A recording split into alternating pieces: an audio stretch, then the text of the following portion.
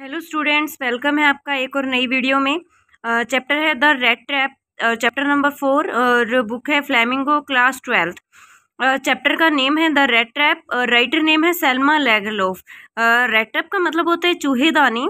तो राइटर जो है वो हमें चूहेदानी इस चैप्टर के लिए ये वर्ड क्यों यूज़ किया है, क्या इसका मीनिंग है, इस वर्ड के माध्यम से क्या राइटर हमारे सामने रखना चाहते हैं, वो हम इसमें सब कुछ रीड करेंगे, पढ़ेंगे, समझेंगे।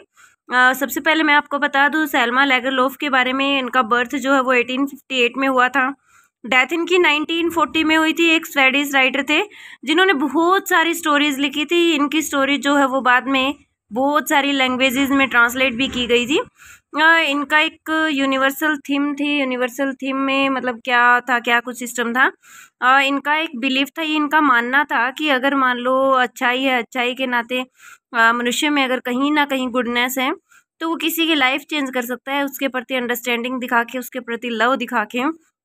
This story is set amidst the mines of Sweden rich in iron ore. ये कहानी जो है वो स्वीडन की खानों के आसपास, जो कि आयरन लोहे के अयस्क की धनी है, वहाँ पे ये सेट की गई है। Which figure large in history and legends of that country. The story is old somewhat in a manner of a fairy tale. ये कहानी कुछ इस तरीके से है। फेरी टेल होता है जैसे परियों की कहानियाँ होती हैं, सिर्फ मनगढ़ंत कहानियाँ, उन्हीं की तरह ये भी है कुछ ऐसे ही। चलो हम इसके बारे में रीड करते हैं, आगे इसको स्टार्ट करते हैं। Once upon a time, there was a man who went around selling small rat traps of wire. एक बार की बात है, एक आदमी था, वो क्या करता था, वो इधर उधर घूमता रहता था। क्या करते हुए? वायर होते तारे, तारों से चूहेदानी बना के उनको छोटी छोटी चूहेदानियाँ बनाता, उनको बेचता था। He made them himself at odd moments. Odd moments होता है जब भी उसके पास खाली समय होता था, वो खुद इनको बनाता था।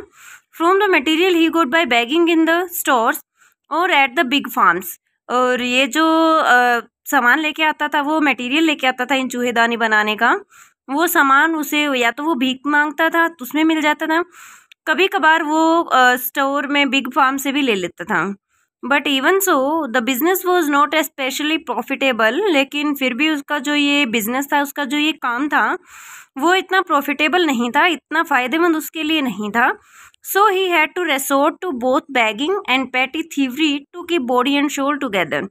इसलिए उसे डिपेंड रहने पड़ता था किस पे? बैगिंग पे, बैगिंग भीख मांगने पे, and petty thievery. Petty thievery होता है छोटी मोटी चोरियाँ उसे करनी पड़ती थी। To keep body and soul together. Body and soul together का मतलब होता है जीवित रखने के लिए, अपने आप को, अपना पेट भरने के लिए। इवन शो हिज क्लोथ्स वर इन रैग्स। यहाँ तक कि उसके जो कपड़े थे, रैग्स होते फटे हाल, बड़े काफ़ी फटे रहते थे। His cheeks were sunken. उसकी जो गाल थी वो अंदर पिचकी हुई थी। And hunger gleamed in his eyes. और भूख जो है उसकी आंखों में साफ झलकती थी। No one can imagine how sad and monotonous life can appear to such a vagabond. Vagabond होता है आवारा घुमक्कड़ जो होते हैं। कोई भी कल्पना नहीं कर सकता ऐसे वैगाबॉन्ड की, ऐसा आवारा घूमने वाले की लाइफ जो वो कितनी उदास और कितनी मोनोटोनस होता है, एकांत, अकेली होती है। Who plods along the road left to his own meditation. जो कि रोड के किनारे इधर उधर घूमता रहता है, अपने ही मगन में, अपने ही ध्यान में। But one day this man had fallen into a line of thought. लेकिन क्या हुआ, एक दिन ये आदमी जो है, इसके मन में विचारों की लाइन लग गई। Which really seem to him entertaining. जिसे खुद को, उसको भी बड़ी मज़ेदार लगी। He had naturally been thinking of his rat traps when suddenly he was struck by the idea. जब वो प्राकृतिक रूप से सोच रहा था किसके बारे में, अपनी चूहेदानियों के बारे में, तब अचानक उसके दिमाग में एक विचार आया। क्या विचार आया? That the whole world about him, जो पूरा संसार उसके लिए, the whole world with its lands and seas, its cities and villages, पूरा संसार, इसकी जगह, इसकी ज़मीनें हैं, इसका समुंदर है, शहर, गांव, सब कुछ, वॉज नथिंग, कुछ भी नहीं थे, but a big rat trap, सिर्फ एक बड़ी सी चूहेदानी है। He had never existed for any other purpose than to set baits for the people. वो मानता है कि इस दुनिया में जो भी इंसान आते हैं उनका कोई भी उद्देश्य नहीं होता, वो सिर्फ यहाँ पे बाइट्स होते हैं, अपने चारे के लिए, अपनी चीज़ों के लिए आते हैं। It offer riches and joys. ये जो बाइट्स हैं, बाइट जो यानी कि जो हमारे ज़रूरत का सामान हम यहाँ पे बोल सकते हैं, वो मिल जाता है, उससे हमें खुशी मिलती है। Shelter and food, heat and clothing, exactly as the rat trap offered cheese and pork. ये जो संसार है वो इंसान को जैसे खुशी देता है, अमीरी देता है, शेल्टर देता है, खाना, हीट, क्लोथिंग, सब कुछ देता है, वो सेम एज वैसे ही है जैसे चूहे दानी में चूहों को खाना या पनीर मिलता है। And as soon as anyone let himself be tempted to touch the bait, जैसे ही कोई ना कोई इस बाइट को, इस खाने को टच करने के लिए भागता है, it close in on him, वो इसमें फंस जाता है। And then everything came to an end, और इस तरीके से हर चीज़ खत्म हो जाती है। यानी कि यहाँ तक क्या पढ़ा हमने, राइटर जो है वो अपनी लाइफ की कंपैरिजन किससे कर रहा है, अपनी लाइफ की कंपैरिजन वो इस रेड ट्रैप से कर रहा है। राइटर का मानना है कि जैसे चूहा जो है वो पनीर के चक्कर में, पनीर के लालच में चूहेदानी में फंस जाता है और फिर पीछे से उसका ढक्कन बंद हो जाता है, वैसे ही ह्यूमन लाइफ भी है। ह्यूमन लाइफ यहाँ पे आती है और खाना खाती है और अपने किसी ना किसी लालच में वो फंस जाते हैं और फिर यहीं पे वो रह जाते हैं। आगे देखिए, the world had of course never been very kind to him, ये जो वर्ल्ड है शायद कभी भी उसके प्रति इतना दयालु नहीं रहा होगा। So it gave him unwanted joy to think ill of it in this way, शायद वो इसीलिए इस तरीके से उन लोगों के बारे में इतना बुरा सोचा था उसने। It became a cherish pass time of his during many dreary ploddings to think of people he knew who had let themselves be caught in the danger snare and of others who were still circling around the bite। और शायद इसलिए वो सोच रहा है कि यहाँ पे बहुत सारे उसके ऐसे नोन हैं जिनको वो जानता है, बहुत सारे लोग उसकी लाइफ में आए और वो भी इसी तरीके से अपने इस खतरनाक कदम उन्होंने उठाया, किस लिए, किसी ना किसी लालच में आके। One dark evening, as he was trotting along the road, he caught sight of a little grey cottage by the roadside। एक शाम को, जब अंधेरी शाम को जब वो जा रहा था रोड के किनारे, ट्रेडिंग होता है, धीरे धीरे इधर से उधर घूमना। He caught sight of a little grey cottage by the roadside, उसका ध्यान तुरंत रोड के एक साइड जो लिटिल ग्रे कॉटेज, छोटा सा एक स्लेटी रंग का सीमेंटेड कमरा उसने देखा।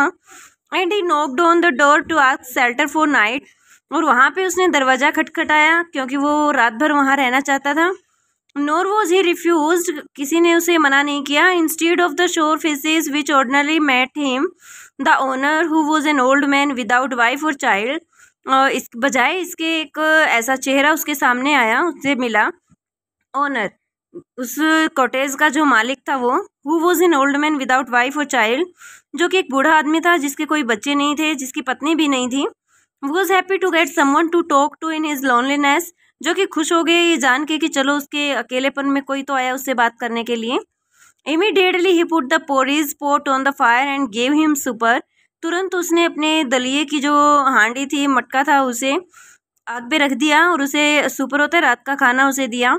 Then he carved off such a big slice from his tobacco roll that he was enough both for the stranger's pipe and his own, और फिर उसने अपने तंबाकू में से एक बड़ी सी स्लाइस काट के उस अजनबी को दे दी, जो कि उन दोनों के लिए इनफ थी, अजनबी की पाइप के लिए भी और उसके खुद के लिए भी। Finally he got out an old pack of cards and played mjolis with his guest until bedtime, आखिरकार उसने अपने एक पुराने ताश की गड्डी निकाली, फिर उन्होंने मजोलीज होते ताश से खेलने वाला कोई गेम, निकाली with his guest until bed time, और रात के सोने के टाइम तक वो उनके साथ खेलता रहा। The old man was just as generous with his confidence as with his porridge and tobacco, और आदमी जो था वो उससे अपनी बातों में भी इतना ही दयालु था जितना कि उस दलिए और तंबाकू को लेके। The guest was informed at once that his days of prosperity his host had been a crofter at Ramjo Iron Works। अब उसने अपने मेहमान को ये बता दिया कि जब उसके समृद्धि भरे दिन थे तो वो काम करता था, रामजो आयरन वर्क्स में काम करता था, and had worked on the land, और वहीं पे ज़मीन पे भी काम करता था। Now that he was no longer able to do day labour, अब वो इतने काबिल नहीं है, अब इसमें इतनी ताकत नहीं है पूरे दिन भर वो मजदूरी करता रहे। It was his cow which supported him, अब उसकी गायें हैं जो उसे सहारा देती हैं। Yes, that bossy was extraordinary, हाँ वो गायें सच में ही बड़ी अद्भुत थी। She could give milk for the creamery every day, वो क्रीमरी होते डायरी में, मतलब जहाँ पे क्रीम दूध से कोई भी चीज़ें बनती हैं वहाँ के लिए भी वो दूध देती थी। And last month he had received all of 30 kronor in payment, और आखिरी महीने भी उसे लगभग 30 क्रोनोर उसे मिले थे। क्रोनोर क्या है? क्रोनोर है स्वेडिश करेंसी, स्वीडन की करेंसी है ये। The stranger must have seemed incredulous, four the old man goat up. अब उसे लगा कि अजनबी जो है वो असमंजस में मुझे दिख रहा है। तब बूढ़ा आदमी उठा and went to the window, खिड़की के पास चला गया। Took down a leather pouch which hung on a nail in the very window frame. और वो खिड़की के पास गया जहाँ पे एक बड़ा सा लेदर का बैग लटका हुआ था। And picked out 3 wrinkled 10 kronor bills. वहाँ से उसने 3 10-10 के क्रोनोर के बिल निकाले, रिंकल्ड होते मुड़े हुए थे। This he held up before the eyes of his guest nodding knowingly. उसने ये अपने गेस्ट, अपने मेहमान के सामने रख दिए और फिर उसने अपने हाँ में सिर हिलाते हुए उससे कहा and then stuffed them back into the pouch. और फिर दोबारा से उसने उस थैले में उनको रख दिया। The next day both man goat up in good season. अगले दिन दोनों ही आदमी सुबह सुबह अच्छे मौसम में उठे। The crofter was in a hurry to milk his cow. अब क्रॉफ्टर जो है वो किसान है, वो जल्दबाजी में था क्योंकि उसे अपनी गाय का दूध निकालना था। And the other man probably thought he should not stay in bed when the head of the house had Gotan up. अब शायद उस अजनबी ने, उस मेहमान ने सोचा कि जब घर का मालिक ही उठ लिया है तो मुझे भी ज़्यादा देर तक बिस्तर में नहीं पड़े रहना चाहिए। वो सोच के वो भी उठ गया। They left the cottage at the same time. दोनों इस कमरे से बाहर निकल गए इकट्ठे। The crofter lock the door and put the key in his pocket. अब उस किसान ने जो है दरवाज़ा बंद किया, लॉक किया, चाबी जो है अपनी जेब में रख ली। The man with the rat trap said goodbye. चूहेदानी बेचने वाले आदमी ने गुड बाय कहा and thank you and thereupon each went his own way. उसके बाद दोनों अपने अपने रास्ते चले गए। But half an hour later the rat trap peddler stood again before the door. लेकिन क्या हुआ, आधे घंटे बाद चूहेदानी बेचने वाला जो था वो दोबारा से उस दरवाजे के सामने आया। He did not try to get in, however उसने अंदर आने की कोशिश नहीं की।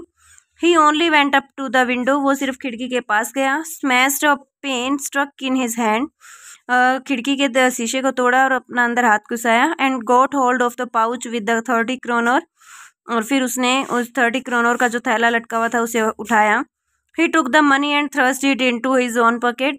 उसने पैसे लिए और अपनी जेब में डाल लिए। Then he hung the leather pouch very carefully back in its place and went away. फिर उसने बड़े सावधानी पूर्वक वो लेदर पाउच जो है अपनी जगह पे रख दिया और चला गया। As he walked along with the money in his pocket he felt quite pleased with his smartness. जैसे ही उसने पैसे चुराए अपनी जेब में रखे, वो थोड़ा सा खुश भी था। किस बात को लेके? अपनी स्मार्टनेस को लेके कि भाई हाँ मैंने देखो कितना अच्छा काम किया और पता भी नहीं चला किसी को। He realized of course that at first he dared not continue to the public highway. फिर उसने महसूस किया कि उसके अंदर इतना साहस नहीं है कि वो पब्लिक हाईवे पे चलता रहे, but must turn off the road, से अपना रास्ता बदल लेना चाहिए। इनटू द वुड्स, जंगल के रास्ते। During the first hours this caused him no difficulty. शुरू के कुछ घंटे तो उसे कोई भी प्रॉब्लम नहीं हुई। Later in the day it became worse. बाकी के दिन में उसके लिए बड़ा बेकार रहा। For it was a big and confusing forest which he had gotten into. क्योंकि ये बहुत बड़ा और कन्फ्यूजिंग कर देने वाला जंगल था जिसमें वो चला गया था। He try to be sure to walk in a definite direction.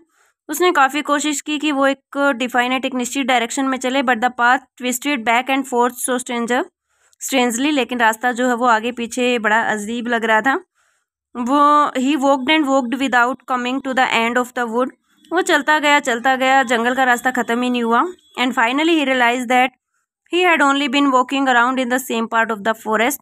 आखिरकार उसे ये महसूस हुआ कि वो तो सुबह से जंगल के एक ही हिस्से में चल रहा है, एक ही जगह पे। All at once he recalled his thoughts about the world and the rat trap. तुरंत उसे अपनी बात याद आई, जो बात उस संसार के बारे में वो सोच रहा था। Now his own turn had come. अब उसकी खुद की बारी आ चुकी थी। किस चीज़ की बारी? उस चूहेदानी में फंसने की। He had let himself be fooled by a bait and had been caught. उसने महसूस किया कि वो भी किसी लालच में फंस गया है और आज पकड़ा गया है। द होल फॉरेस्ट, क्योंकि राइटर ने का मानना है कि जैसे चूहा जो है वो किसी न किसी लालच में आके चूहेदानी में फंसता है, वैसे ही संसार में आदमी आते हैं और वो भी किसी न किसी लालच में आके फंस जाते हैं।